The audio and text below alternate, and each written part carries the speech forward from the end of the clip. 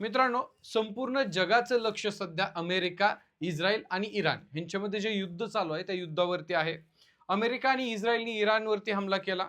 त्याला प्रत्युत्तर म्हणून इराणने इस्रायलवरती तर हमला केला, पण त्यासोबत जे गल्फ देश आहेत, UAE असेल, कतर असेल, ह्यांच्यासारख्या गल्फ देशांवरती देखील आहे का इराणने काय केलेलं आहे रे, हमला केलेला आहे, जे की अमेरिकेचे क्लोज अलायन्स समजले जातात. आता ह्या देशांवरती एका लक्षात ठेवा, मिलिटरी बेसिसवरती अटॅक केलेले नाहीत इराणनं. ते अटॅक कशावरती केलेले आहेत, जे कमर्शियल एअरपोर्ट्स असतील, ऑइल रिफायनरी असतील किंवा जे मोठे-मोठे प्रोजेक्ट्स आहेत, त्या प्रोजेक्ट्सवरती काय केलेलं आहे इराणनं आहे का हमला केलेला आहे.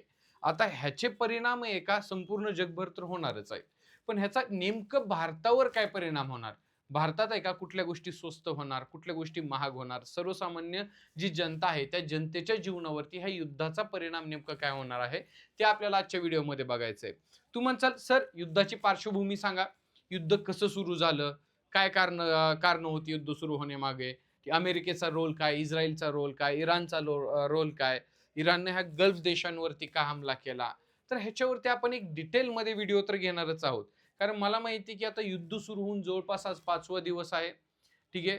मग 5 दिवसामध्ये तुम्ही न्यूजमध्ये, न्यूजपेपरमध्ये, कुठं ना कुठं सोशल मीडियावर, एखाद्या YouTube व्हिडिओमध्ये ह्याची कारणं अव्यवसाय बघितलीच असणार आहेत.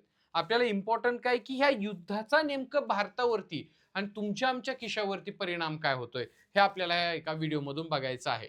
चला तर मग व्हिडिओ सुरुवात करूया. नमस्कार, मी अतिश शिंदे. आता लगेच आपण व्हिडिओ स्टार्ट करू. व्हिडिओ स्टार्ट करण्याच्या अगोदर आपली नवीन ऑफलाईन बॅच निश्चय 2.0 सुरू होत आहे उद्यापासून, म्हणजेच 5 मार्च पासून.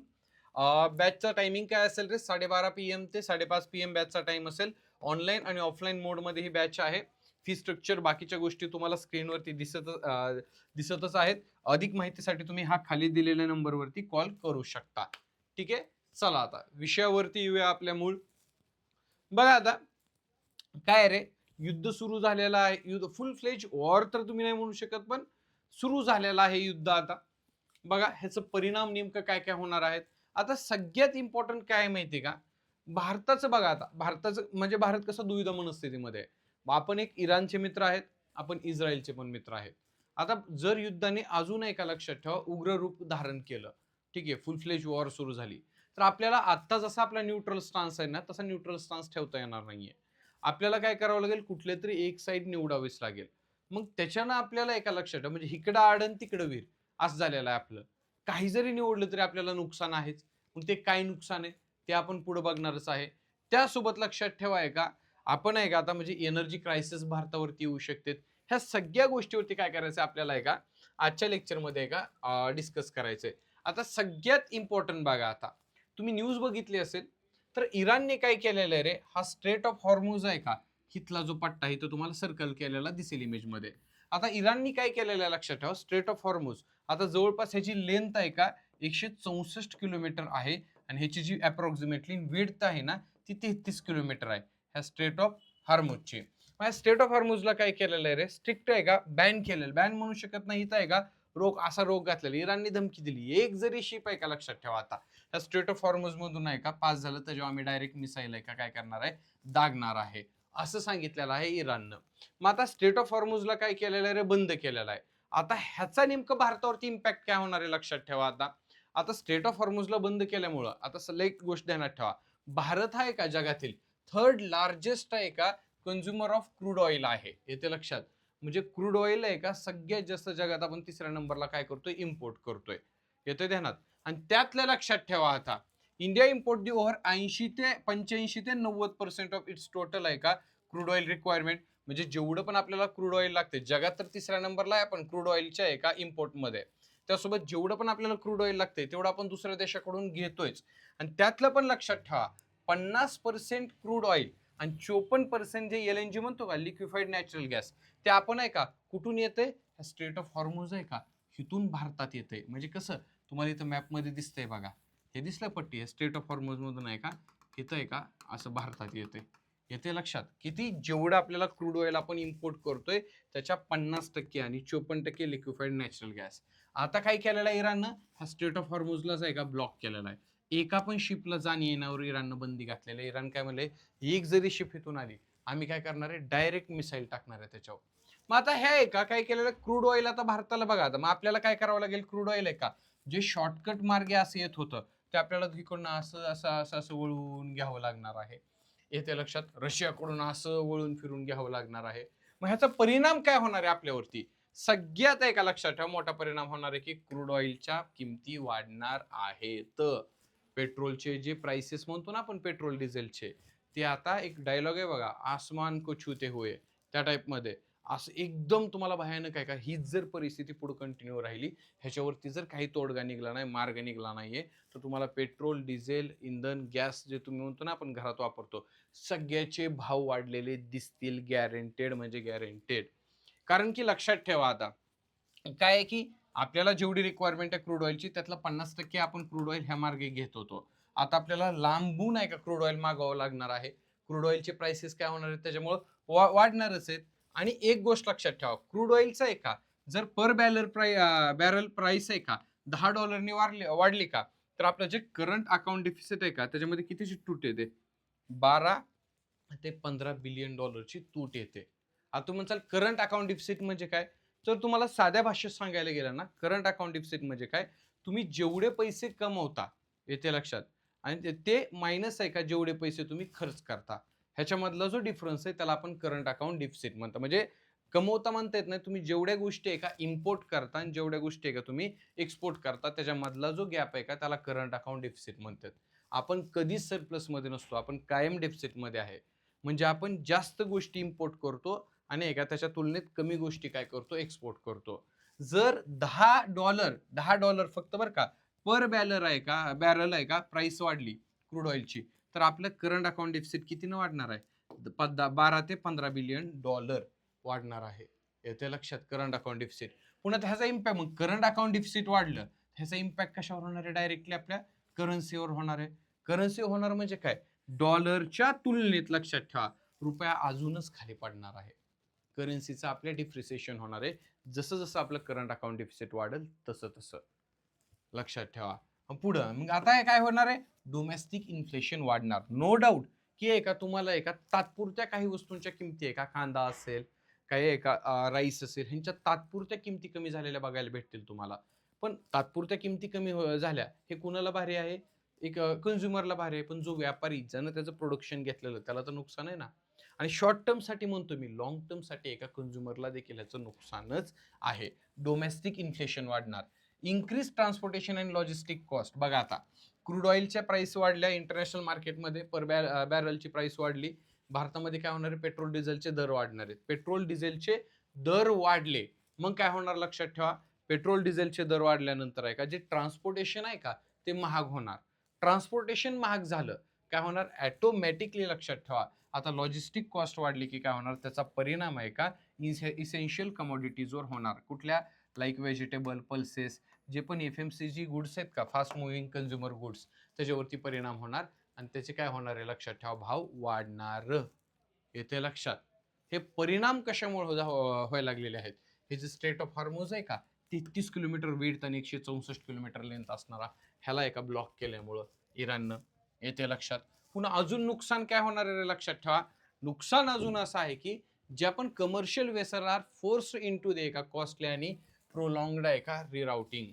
म्हणजे काय, आता जेवढ्या पण बघा, आता आपण काय करतोय रे लक्षात ठेवा, एखादा माल आहे, आता आपण खूप साऱ्या गोष्टी एक्सपोर्ट पण करतोय ना, जसं की बासमती राईस.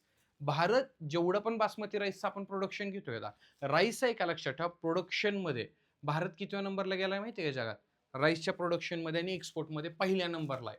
डिसेंबर महिन्यात चायनाला आपण काय केलेलं आहे, सरपास करून आहे का इंडिया फर्स्ट नंबरला गेलं तर राईसच्या प्रोडक्शन आणि एक्सपोर्ट मध्ये. आणि आपण जेवढा पण राईस एक्सपोर्ट करतो, बासमती राईस खास करून बघायला गेलं तर त्यातल्या 45% हा राईस आपण इस्रायल आणि इराणला देतो. येते लक्षात. मग फक्त राईस नाही, बाकीचे ॲग्रिकल्चर प्रोडक्ट्स, बाकीच्या कमोडिटी ज्या आपण भारतामध्ये काय करतो, प्रोड्यूस करतो आणि त्या दुसऱ्या देशाला एक्सपोर्ट करतो, त्याचं देखील काय होणार आहे आता नीट लक्ष द्या. बघा आता काय केलं आहे, स्ट्रेट ऑफ हॉर्मुझ असेल किंवा हिथला जो आहे का आता पट्टा, ज्याला सुएज कॅनल म्हणतो आपण, किंवा रेड सीचा, ह्याला पण काय केलेलं आहे, ब्लॉक केलेला आहे. मिसाईल, एखादं जहाज जर इथून जात असेल त्याच्यावर मिसाईलनं हमला झाला तर काय आहे. तर मग माल जो आपण लक्षात ठेवा आता, ते सेंट्रल एशिया असेल किंवा इकडे युरोप असेल, युरोपमध्ये काय करत होतो आपण, रेड सी थ्रू असा माल पाठवत होतो. सेंट्रल एशियात आहे का आपण इराण थ्रू माल पाठवत होतो, स्ट्रेट ऑफ हॉर्मुझ थ्रू माल पाठवत होतो. आता जर आपल्याला युरोप आणि सेंट्रल एशियाला माल पाठवायचा असेल तर आपल्याला काय करावं लागेल? आता लक्षात ठेवा, असा जो माल आहे का इथून भारतातून येणारा, तो असा असा असा अख्ख्या आफ्रिकेला वेळ का देऊन माल पाठवावा लागेल युरोपला, पुन्हा सेंट्रल एशियाला, पुन्हा मग इथून बी आहे का असं असं असं अख्ख्या सेंट्रल एशियात माल यावा लागेल. म्हणजे जे असं खायचंय का, असं नाही, असं गोल 2-3दा फिरून खायचंय आता डायरेक्ट ह्या गोष्टीमुळं. मग यानं परिणाम काय होईल रिराउटिंगचा? बघा आता शिप्स आर अबंडिंग आहे का the Red Sea Suez canal route for the Europe and US. The cost of the एका लक्षात ठेवा केप ऑफ गुड्स होप. म्हणजे रिराउटिंगमुळे आहे का आफ्रिकेला काय करावं लागेल? असा वेळखा मारून जावं लागेल ना, त्याच्यामुळे काय होईल? ट्रान्झिट टाइम आहे का, जे माल पोहोचण्याचा टाइम, तो आहे का म्हणजे 15 ते 20 दिवसांनी वाढेल. मग त्याच्यामध्ये काय होईल? ज्या पेरिशेबल कमोडिटीज आहेत त्या खराब पण होऊ शकतात. हे पहिलं आहे का नुकसान आहे. आणि त्या व्यतिरिक्त हा जो डिले होत आहे का माल पोहोचवायला, त्याच्यामुळे का जी ट्रान्सपोर्टेशन कॉस्ट आहे का आपल्या मालाची, ती काय होणार आहे? 20 ते 30% नाही का वाढणार आहे. मग ट्रान्सपोर्टेशन आहे का लक्षात ठेवा, कॉस्ट वाढली, ठीक आहे, फायनान्शियल पेनल्टी लागली, ट्रान्सपोर्टेशन कॉस्ट वाढली, तर आपलं ज्या वस्तू आहेत त्या आता समोर गेल्यानंतर आपण नुकसान सहन करणार आहे का? येते लक्षात. ट्रान्सपोर्टेशन कॉस्ट काय करणार? ऍड करणार. मग आपण प्रोडक्टचं काय करणार आहे? तर किमती वाढवणार आहे. मग इथं आपला माल महागात काय होईल? विकला जाईल. मग इथं महागात माल विकला जाईल, इथले लोक आपला माल विकत घेणार नाहीत, नुकसान आपल्यालाच आहे की नाही? येते लक्षात. एका युद्धामुळं. येते एक म्हण आहे बघा, लक्षात ठेवा, लगीन लोकांचं नाचतंय डॅश डॅश, माहित असेल तुम्हाला. ठीक आहे, येड आहे पुढचं तुम्ही समजूतदार आहे, ह्या टाईप मध्ये असल्याने नुकसान आपल्याला. बघा ना, आता की agriculture export and massive strategic corridors आहे का फेस पॅरालिसिस. कसं तुम्हाला आता इतकं वेळ ते सांगितलं तसं बघा. आता एक्सपोर्ट कॅज्युअलिटीज सगळ्यात पहिल्यांदा मी तुम्हाला काय म्हटलं, आता जेवढं पण आपण बासमतीचं प्रोडक्शन करतो किंवा बासमती राईसला एक्सपोर्ट करतो, त्यातलं इराण आणि इराक, सॉरी मगाशी इस्रायल म्हटलं, इराण आणि इराकचा शेअर किती आहे? 45% आहे. म्हणजे रेस्ट ऑफ दी वर्ल्डला आपण 55% बासमती राईस एक्सपोर्ट करतो आणि इराण आणि इराकला 45% आपला बासमती राईस काय करतो असतो? जात असतो. मग ह्याला काय होईल रे? लक्षात ठेवा, आता ह्याच्यावर आता युद्ध सुरू आहे ना, माल कसा आपण तिथं पाठवू शकतो? शिप जहाजं पाठवू शकत नाही आपण, तर त्या एक्सपोर्टवरती आहे का इम्पॅक्ट पडेल बासमती राईसच्या, ॲज वेल ॲज चहा असेल, T, textile, crucial agriculture goods आहे का, ह्याला डिले होणार आहे, एक्सपोर्टवरती इम्पॅक्ट पडणार आहे. बासमती राईसचं तर तुम्हाला सांगितलं. आणि हे झालं ॲग्रिकल्चर कमोडिटी. ह्याच्या व्यतिरिक्त लक्षात ठेवा, आता जर सेंट्रल एशियामध्ये आपल्याला काय करायचंय? माल पाठवायचा आहे, सेंट्रल एशियामध्ये भारताला जायचं आहे, तर आपला एका लक्षात ठेवा, मेन आहे का प्रमुख आपल्याला म्हणजे कोण होता? आपला स्ट्रॅटेजिक पार्टनर कोण होता?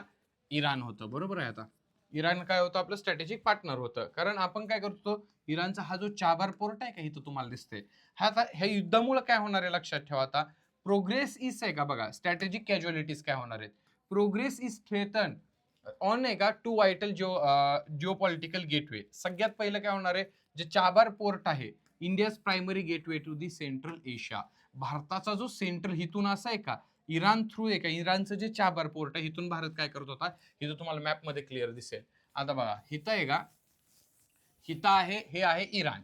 आता भारत आहे का हिथून असं आहे का, ह्या चाबार पोर्ट वरून आहे का आपण नाही लक्षात ठेवा अख्ख्या सेंट्रल एशियामध्ये असा माल आपला पाठवू शकत होतो किंवा आपला ऍक्सेस होतं ते चाबार पोर्ट. आता त्याचं काम सुरू होतं, ह्या युद्धामुळे त्याला डिले होणार आहे. जर देऊ नको तिथं मिसाईलनं हमला झाला तर किती अवघड आहे. पुन्हा अजून तुम्हाला माहिती आहे चायनाने काय केलं? तर बेल्ट अँड रोड इनिशिएटिव्ह आहे का लॉन्च केलं, तर BRI प्रोजेक्ट लॉन्च केलता. अख्ख्या जगात काय करायचं, जगाला त्यांचा व्यापारी मार्ग आहे का बनवायचा प्लॅन होता चायनाला. ठीक आहे, बेल्ट अँड रोड इनिशिएटिव्ह. ह्याला काउंटर म्हणून भारताने काय लॉन्च केलं? तर India middle east Europe economic corridor launch केलता. मग आता तो कॉरिडॉर आहे का व्हायला प्रॉब्लेम येणार आहे, येते लक्षात.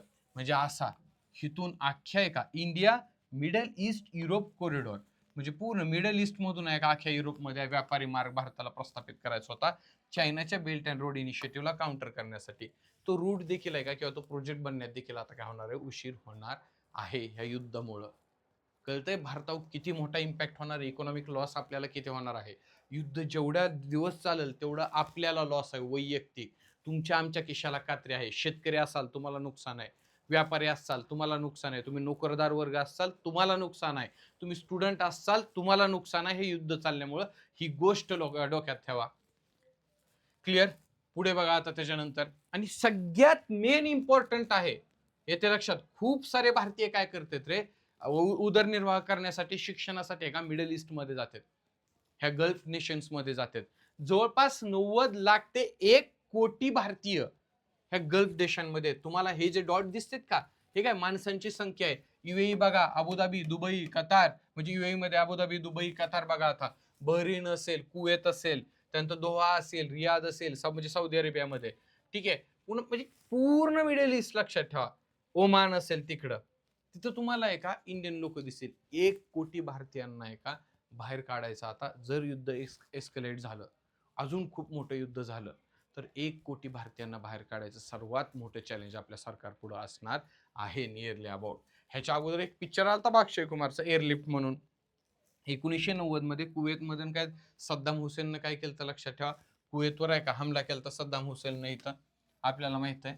मग त्यावेळेस आहे का 1.5 लाखाच्या आसपास भारतीयांना, त्यावेळेस तत्कालीन आपलं जे सरकार होतं त्यांनी काय केलं तर इव्हॅक्युएट केलं तर कुवेत मधून. बरोबर आहे. इथं 90 लाख ते 1 कोटी आहे. ती कसं इव्हॅक्युएशन पॉसिबल आहे एवढं? हेच हिस्ट्रीतलं लार्जेस्ट कुठल्या तरी कंट्रीनं आपल्या रहिवाशांना एका बाहेर दुसऱ्या देशातून बाहेर काढण्यासाठी आतापर्यंतच केलं गेलेलं सर्वात मोठं इव्हॅक्युएशन आहे 1.5 लाखाचं. इथं तर 90 लाख ते 1 कोटी. किती विचार करताय तुम्हाला? आणि युद्ध एस्केलेट झालं ना, लवकरच तुम्हाला समजेल, ऐकू येईल की भारतानं एक प्रोजेक्ट किंवा एक मिशन लॉन्च केलेलं भारतीयांना, म्हणजे भारतीय गव्हर्नमेंटनं भारतीय नागरिकांना बाहेर काढण्यासाठी येथून. येथे लक्षात सगळ्यात मेन काम आहे. आणि अजून एक गोष्ट लक्षात ठेवा, आता हे जे जेवढे आपण म्हणतो ना गल्फ नेशन किंवा मिडल ईस्ट मध्ये जे भारतीय गेलेले आहेत, ते काय करतात रे, ते एका परकीय चलन म्हणजे एका फॉरेन करन्सीमध्ये पैसा कमवतात आणि तो भारतात पाठवतात. फॉरेन करन्सीचा एका खूप मोठा स्रोत आहे. बघा ना तुम्ही, कन्फ्लिक्ट ड्रिवन दे एका एक्झॉडस जिओ paradise 40% of the India's vital remittance inflow.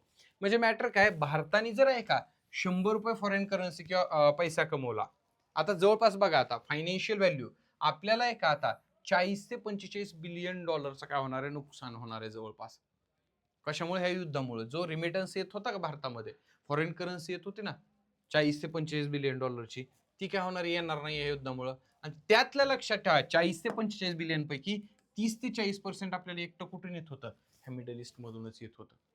हे जे 90 लाख ते 1 कोटी लोक तोच पैसा कमवून भारतात पाठवत होते तेवढा, तो येणार नाही. आता ते नुकसान होणार आहे सगळ्यात इम्पॉर्टंट, येते लक्षात. Not a joke. पुढे त्याच्यानंतर बघा आता, आणि आणि अजून एक तुम्हाला व्हिडिओच्या सुरुवातीला सांगितलेलं, भारताची काय होणार आहे रे, कोंडी होणार आहे भारताची, कोंडी होणार आहे भारताची. बरोबर आहे. आता त्याच्यानंतर कोंडी काय होणार आहे बघा भारताची आता. ठीक आहे, सगळ्यात इम्पॉर्टंट काय आहे की आता ह्या युद्धात, युद्ध कोणाचं आहे, इस्रायल आणि इराणचं. बरोबर आहे. युएसचा पाठिंबा कोणाला आहे, युएसनं पाठिंबा दिलेला आहे इस्रायलला. बरोबर. मग आता इस्रायलनं काय केलं, इराणवर हमला केला युएसच्या मदतीनं. इराणनं इस्रायलवर तरी हमला केला, पण त्यासोबत गल्फ देशांवर वेगवेगळे आहे का, युएई वगैरे ह्यांच्यासारख्या, तिथं पण हमला केला इराणनं. का हमला केला? हे जे आहे का युएई वगैरे बाकीचे गल्फ देश, ते काय युएसचे मित्र आहेत म्हणून हमला केला. मित्र देश आहेत, मिलिटरी बेस आहेत, पुन्हा एका नेव्हल बेस आहेत, एअरफोर्सचे बेस आहेत युएसचे, तिथं त्याच्यावर हमला केला. आता भारताची दुविधा बघा ना, काय मॅटर आहे की आपला मित्र आहे का, आता लक्षात ठेवा, इस्रायल पण आहे आणि इराण पण आहे. येते लक्षात. आपला इस्रायल काय रे, डिफेन्स अँड टेक पार्टनर आहे, आणि आपला एनर्जी पार्टनर कोण आहे, इराण आहे. कुणाच्या बाजूने जावं आता? आपल्याला एक फोर्स चॉईस आहे का, करावीच लागणार आहे. युद्ध जर एक्सक्लेट झालं का, सध्या आपण असं आहे बॅलन्स करायचा प्रयत्न करतोय इराण आणि इस्रायलला भारत, पण आपल्याला एक बाजू निवडावीच लागणार आहे. लक्षात ठेवा, कधी युद्ध जर वाढलं तर, जर आपण इस्रायलला निवडलं तर आपली एनर्जी आहे का, जो पार्टनर आहे आपला, इराण नाराज होऊ शकतो, एनर्जी क्रायसिस अजूनच वाढू शकते. जर आपण आहे का इराणला निवडलं तर आपलं डिफेन्स अँड टेक्नॉलॉजी पार्टनर आहे इस्रायल, तो नाराज होऊ शकतो. करायचं तर काय नेमकं? युद्ध एस्केलेट झालं, मिटलं तर चांगली गोष्ट आहे, भारताचा न्यूट्रल स्टान्स आहे, पण एस्केलेट झालं तर अवघड आहे पुढं आपलं. बघा ना, आपलं इस्रायल काय रे, आपल्या लक्षात ठेवा, मॅसिव्ह डिफेन्स अँड टेक्नॉलॉजी आहे का, रिलेशन आहेत आपल्या कोणासोबत, इस्रायल सोबत. आणि तसेच कारण आपण काय करतोय, हाय मिलिटरी हार्डवेअर असेल, ड्रोन, मिसाईल, रडार, हे घेतोय इस्रायल कडून. इराण काय करते आपल्याला, हिस्टॉरिकली आहे का आपल्या एनर्जी असतील किंवा आहे का आपला चांगला मित्र राहिलेला आहे, मदत केलेली आहे, एनर्जी आपला आहे का पार्टनर आहे इराण. तर अवघड आहे भारतासाठी खूप साऱ्या गोष्टी. सेंट्रल एशियाचा रूट आहे मेन इराण, सेंट्रल एशियाचं द्वार तुम्ही त्याला म्हणू शकता येते.